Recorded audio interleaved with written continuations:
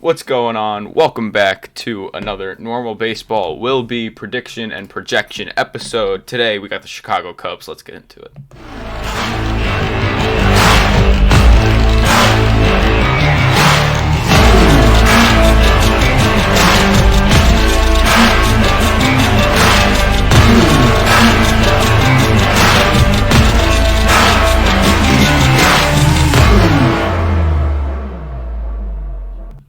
What's going on? Welcome back to another Will Be team projection and prediction episodes. I'm Alex, Normal Dog. That's Lewis. And today we got the Chicago Cubs, a team that was 71 and 91 last year. Had a very underwhelming season. Traded their stars, Kris Bryant, Anthony Rizzo, Javy Baez. Kind of blew up the team a little bit. It seemed like. And this year they're back. They got some new players, new faces, a lot of young guys. So let's talk about exciting. Yeah, they will for sure be an exciting team. First, I can go over the additions that they made. Yan Gomes, Clint Frazier, Marcus Stroman, Andrelton Simmons, David Robertson, Chris Martin, Seiya Suzuki, Jonathan VR, Drew Smiley, Daniel Norris, and Michael Givens. The only player they really lost was Andrew Romine. That's because he retired. Besides the trades, but that happened last season. So yeah, I mean, what do you think of the Cubs? Obviously, we should talk about Seiya Suzuki first, the Japanese star right fielder, projected to be at least for the Cubs. What do you think?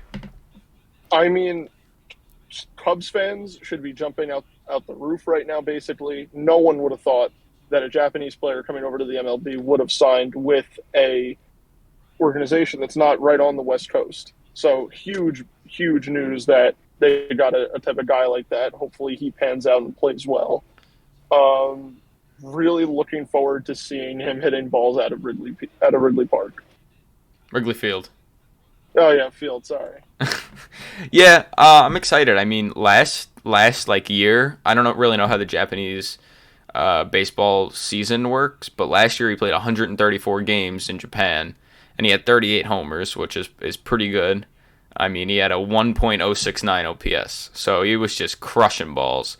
He didn't strike out a lot. He has some speed, and he got hits. He batted .317, which is crazy. Which is not easy to do. Yeah. If I had to guess, he should be around the same not around the same, but he should be pretty good in MLB 2. We saw it with Shohei, and he's got better numbers than Shohei career in Japan. So if he can translate like Shohei is translated, there's going to be an issue. Oh yeah, count me in if he can be like Shohei Ohtani at the plate. I mean, that would be a very exciting matchup. Imagine if Suzuki and Ohtani does a face-off head-to-head, pitcher versus batter. That would be a fun matchup. That would be insane. That would be fun. Probably and it's the most viewed clip. I don't know if it'll happen this year. I don't know if the Angels are on their schedule, but definitely next year since every team's going to play each other. Yeah, looking forward to it. Yeah, and hopefully that just lines up like that. I mean, yeah, you got any over-unders for Mr. Suzuki here? I do. I have an over-under, Seiya Suzuki over-under, 37.5 homers. What do you think? I'm gonna go over. Let's be over. Let's be big overachievers here. All right. Well, I'm gonna go under just because it's his first season in baseball, in Major League Baseball. It's gonna be. I don't think it's gonna translate right away. He might have some early season struggles. If he does come out of the box and crushes all season, I mean that would be great. That's just entertaining baseball. But I think it will for sure. It will take him a little bit to get adjusted. Yeah, without a doubt. But let's hope that he can make it quick and really become a flawless MLB starting outfielder. Yeah, and they got him for 5 years and $85 million. So even if the Cubs do have some struggles this year and next year, Seiya will still be there as long as he's doing good. And hopefully he could be on the team once they start to become successful again. No, that would be one hell of a career if he is able to be the key piece of a reset franchise that then goes out and starts competing again in his tenure. Yeah. And speaking of kind of rebuilding, the young pieces they have on this team like seem really promising. I mean, just to name some, they got Nick Madrigal, Frank Schwindel, My goat. Patrick Wisdom, and then some pitchers. Obviously, they have Stroman, who is just insane. They signed him this year it's a weird contract to me, at least. It is 2 years, $50 million, and then a player option for 24. Do they think they're going to be good in the next 2 years, or did they just offer Stroman the most amount of money? I think that they offered him the most amount of money, and definitely a little bit more than what we would have seen. And it was sort of the Cubs front office way of putting aside money for when they want to spend it in, I would have to guess, 2 or 3 years. And instead of just having that sitting around and making the fans and baseball think they're not trying to compete, they gave it to Marcus Stroman. I guess so. I don't want to say they're not trying to compete, because they do have a decent lineup, but they're not going to compete. I think they know they're not going to compete unless some of these names can just go off. I mean, it's going to be tough because their pitching staff, I mean, their starting pitching isn't terrible. Stroman, Kyle Hendricks, who had a down year but could pick it up. Wade Miley, who just had an excellent year. Alec Mills, who just had a bad year, but we know he's capable of doing good. And then Drew Smyly, who had a not terrible year, but was on the world champions team. So, I mean, the Cubs look to have a competent roster. And hopefully, although last year at the deadline they sold their stars, hopefully this upcoming season they sort of try to rebuild the stars and put people up on the pedestal at which that big three of Baez, Bryant, and Rizzo were once were. Yeah, I think there's certainly a foundation for that coming up. Yeah, without a doubt.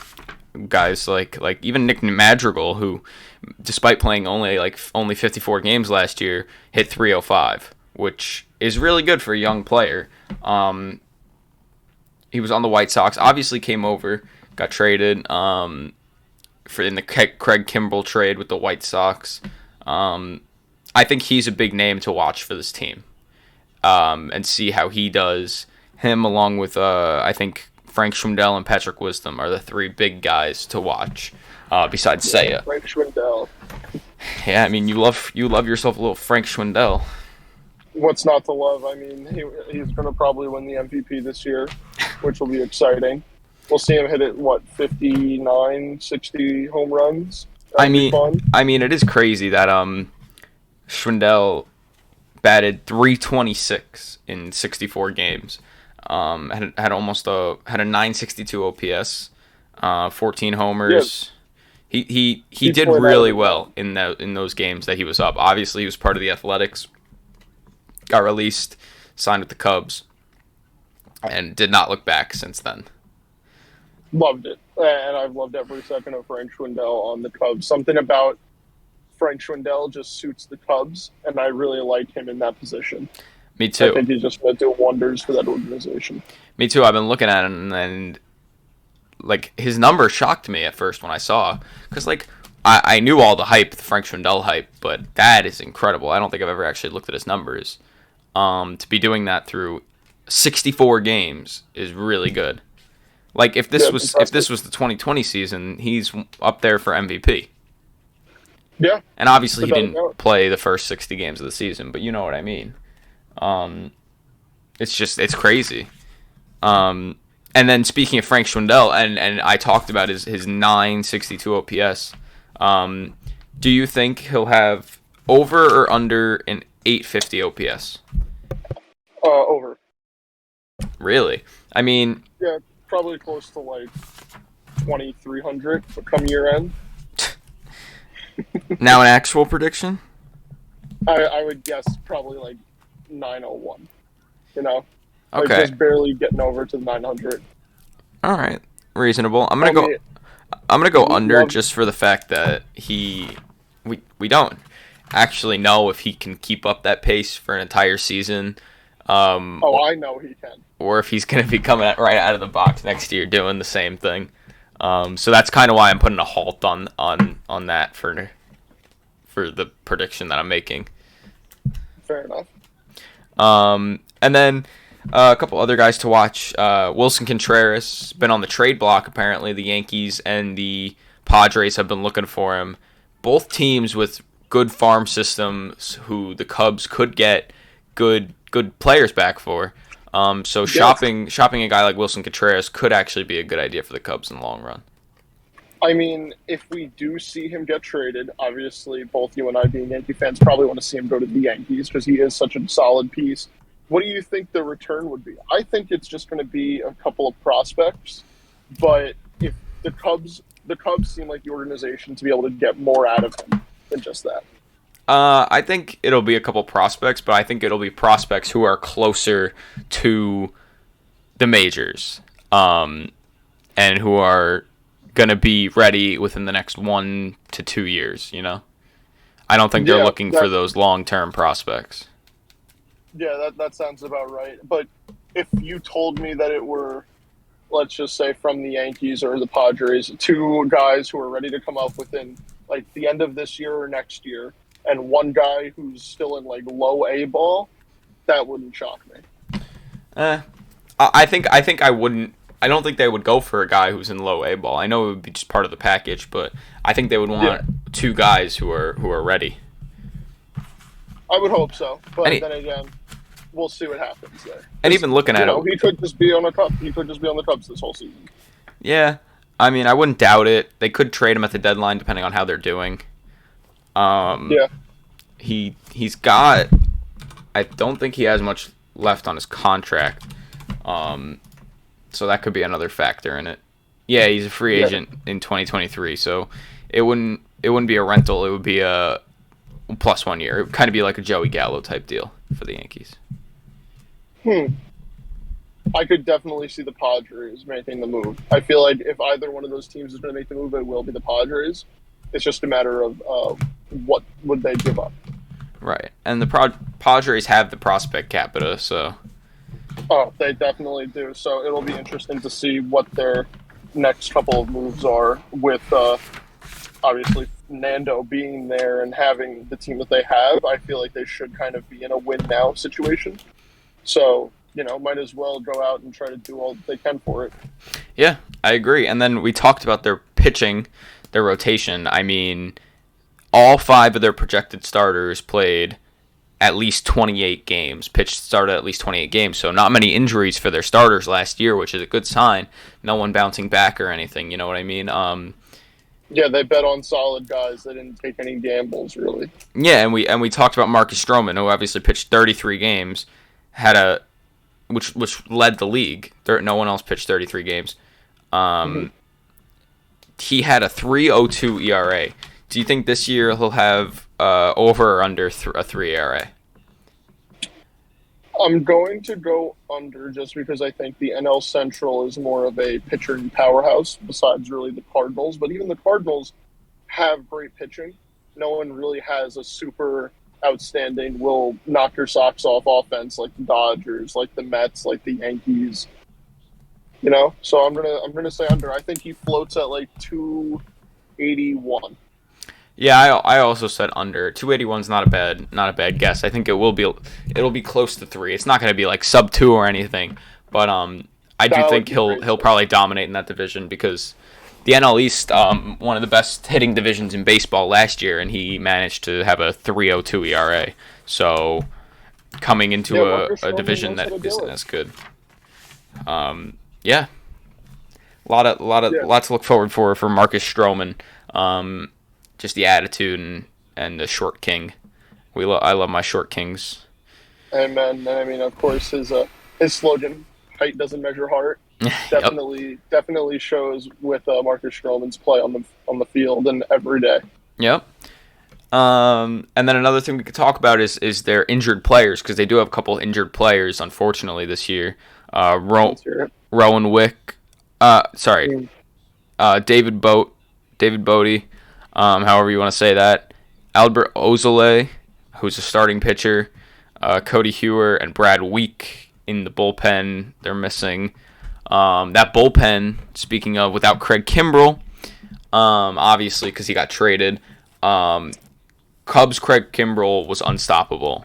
And when he was on the White Sox, it was a little bit of a different story. But to replace Kimbrell, they have David Robertson, Michael Givens, Chris Martin, Daniel Norris, Rowan Wick, Manuel Rodriguez, just to name a bunch. They have names in their bullpen. It's really just a matter of can those names actually perform. I mean, if you want to just take a quick pause, obviously, the Cubs, I believe, combined no-hit the Dodgers. They did. I do recall last year. They did. Their bullpen. Craig Kimbrell was part of it, but also they didn't lose every piece part of that no-hitter. And if any pitcher can navigate the Dodgers lineup and, together throw a no-hitter, like, it doesn't matter. It's still in my eyes, it's still a no-hitter, obviously. But to do it against the best team offensively in baseball last year is impressive, and it's really it's a spark to really show that these guys can do it. Yeah, I mean, I agree, but at the same time, anyone with a combined no-hitter, it's a lot more of anyone could do it on any day. All you really have to do is not give up a hit in an inning or 2 innings even. I don't want to say it's easy, but especially against that Dodgers lineup. But I don't think that necessarily makes that team or that bullpen as good as you may think. I definitely don't think their bullpen is that good. Of course, but I still think that it will always be a moment that anybody in that Cubs bullpen will look to and be like, we did this, like we did that. Like, let's go try to lock back into that mindset when we were standing on the mound. And, even if you sat down just 2 batters, or if you sat down the side, or if you were the starter who went out and pitched 4 innings that game, I mean, you can do it. So let's try to keep that, mentality, Right. That's what the Cubs are going to be about this year. About, they have a few guys who are proven. They have a few guys who have shown splashes in the pan, such as Clint Frazier and Frank Schwindel. Like, they really need to lock back in like that, and they can have a great season. I mean, you mentioned Clint Frazier. I don't necessarily know if he's even going to be starting for them. He's not projected to. The only spot they have left is center, but they might move. If they do start Clint, I don't think he'll be playing center, which means they would move Ian Happ over to center. Which means Ian Happ would have to be in center, right? Do I think they're going to do that? I don't know. But I would like to see Clint get some playing time on that team. Yeah, I really hope he does. I mean, he definitely needed a change of scenery and a fresh start. In the Windy City is, I think, the perfect place for him. He'll really see. I mean, we've been to Chicago. We've seen how loving and kind the Cubs fans are to every single one of their players, not just their stars. And I think Clint is just going to slide right in there perfectly. And he doesn't need to go out on the plate and hit 300. He doesn't need to have 40 home runs. But as long as he's solid and can get the job done in left field or right field, wherever they decide to put him, or even DH him, I see no reason as to why he would not be an everyday starter. I guess. I mean, he definitely will get. He'll be in that lineup a lot. And like you said, whether it's DH or in the outfield, we don't know. And yeah, I mean, their team last year was not great at all. Obviously, in the beginning of the season, people didn't think too low of them because they had Bryant, Rizzo, Baez, Wilson Contreras, Craig Kimbrell, all these guys. Guys you couldn't count out. Right. Not even couldn't count out, but these are all-star caliber guys. All-star caliber World Series champions. Right. This is the core that won that World Series. You can never count them out. I mean, they don't just go right away. They were coming off getting swept by the Marlins in the wild card series, 2020 playoffs. And hopefully this year they can come back being like, we're the underdogs. No one's expecting us. I think that it would be great. It would be a great story. And my only reason that I'm not rooting for this team is because they have Andrelton Simmons on the team. Wow. Yep, I said it. I know Cubs fans. I know a couple of Cubs fans. They hated this. This was the last thing they wanted to see. Right when they were in the mix with Correa, they were reported to be like one of the top bidders for Correa in the mix, and they go out and get Andrelton Simmons, a guy throwing in the towel on the Correa offer. A guy who had a 56 WRC plus last year. They went out and got him. I get that he's one of the greatest defensive shortstops of all time. That's just a fact. He is. That's just a fact. But he doesn't bring the fact that they went out and got a guy like batting 558 OPS and a 56 WRC plus, what are you doing? I mean, I get that it's a 1-year deal. I get that it's a 1-year deal, but like, what? Well, that transfers perfectly into, can you break down who their top prospects are? Maybe they're stalling for a year. I hate to tell you, but it doesn't seem like it. Their top 3 prospects are all outfielders. Brennan Davis, 25th ranked overall in baseball in 2022, drafted in 2018. He's expected to be up in 2023. They got Kevin Alcantara, who's a center fielder, 87th ranked overall prospect in baseball, drafted he was a 19-year-old from the Dominican Republic who they signed. He was expected to be in the majors by 2024. And then Owen Cassie, 104th ranked overall in 2022, 19-year-old also from Canada, and he's expected in 2025. So no real top prospects are shortstops. Well, maybe they talked to Correa beforehand, and Correa was like, I'll opt out after 1 year, and then I'll see you guys. But at the same time, how does that make sense? You fill it in for a year. But what's the difference? I wish I could tell you. I'm just telling you that I have no idea. It's just a speculation. I mean, we definitely could see Correa on the Cubs come next year. I wouldn't be terrible. Yeah. It all depends on what he does, but obviously this is a Cubs video. Yeah, this is a Cubs video, not a Correa video. Although it does involve Correa. But yeah, I mean, that's really all you should expect from the Cubs this year. A lot of fun baseball potentially. It's either going to be really fun or it's going to be really sad in the north side. And I think looking forward, there's guys to look forward to watching in person. And yeah, I mean, the team's projected to win 75.5 wins. Do you think over or under 75.5? Under. I'm going to say 75. They're going to win 75. I'm also saying under. I think they'll win in the low 70 range. Maybe even low 60s. I just don't think that their bullpen can hold games. No, that's fair. And yeah, I mean, that should do it for the Chicago Cubs 2022 projection.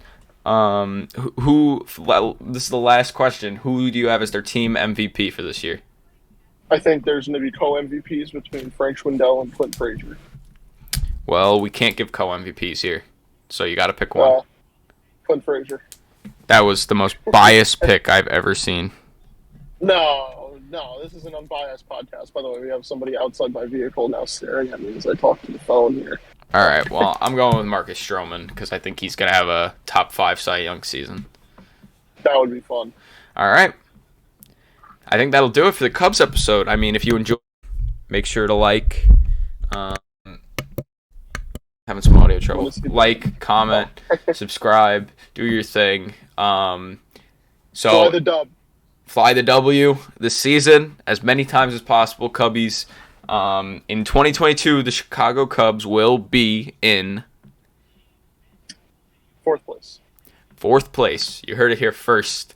If you disagree with anything, just know that you probably know your team more than we know your team, and keep that in mind. Hope you kept that in mind while you were listening.